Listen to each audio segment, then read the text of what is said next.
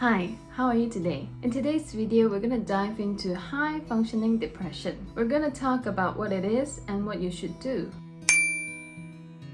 I'm Huey. I'm a licensed professional counselor at Heart to Heart with Me. When we hear the word depression, the image that most of us have in mind looks very much like this. Someone crying all day, having difficulty getting out of bed, also having difficulty getting out of the house. Someone who has lost interest in the things that they used to enjoy. Someone who feels hopeless and helpless. What about high functioning? You've heard of high functioning alcoholics? We would describe someone as a high functioning alcoholic when the person has a drinking problem, but he or she is still capable of doing their job. They are functioning okay in their day-to-day activities. Also, they can maintain good relationship with the people around them. So, what is high functioning depression? The technical name for it is persistent depressive disorder. It is defined as having depressive mood for most of the days, for most days than not, and for at least 2 years. It is a milder but longer lasting form of depression, but that doesn't mean that they'll be immune to major depression. So, what are the signs of someone suffering from high functioning depression? Number 1, sadness. It's like there's a dark cloud following you, especially when you're alone. Number 2, fatigue. You're always tired because it's difficult for you to get a good night's sleep, the kind of sleep that gives you good rest. Insomnia is both a cause and a symptom of depression. Number 3, you have low self-esteem,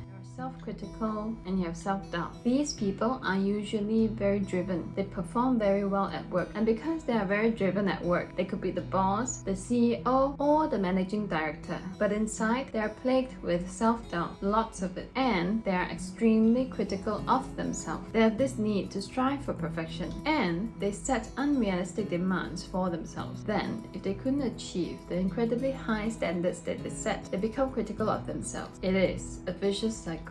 Number 4, irritable. They may find themselves easily annoyed or even angered than before. Number 5, pay close attention to this. It is overuse of coping mechanism. Coping mechanisms such as substance abuse, smoking, drinking, excessive cleaning, excessive eating, etc. etc. These coping mechanism is used to escape the sadness, the low mood, so that they can function in their job and their day-to-day lives. Now, do take note that this is not a diagnosis, but the above mentions are some of the signs that people who have persistent depressive disorder experience. If you experience some of the signs, should you seek help? People may assume that because they are still functioning, there's no need to get any help. But it is important to note that high functioning is not fully functioning. Furthermore, there's a risk of slipping into a deeper depression, major depressive disorder, if it's not treated. So, how do you get better? For some people, going to therapy alone can treat depression. For others, medication and therapy is needed, especially when persistent depressive disorder is accompanied by major depressive disorder. I hope that this information was helpful and it creates some awareness in the community. If you identify with some of the symptoms mentioned above, talk to a mental health professional near you, because I want you to be happy and thrive, not just survive. If you find this information helpful, give us a like and subscribe. Comment down below and let us know if you have any question about this. If this topic interests you, watch this next video. You are encouraged to use the information in this video to improve your mental health. However, this is not a substitute for professional help.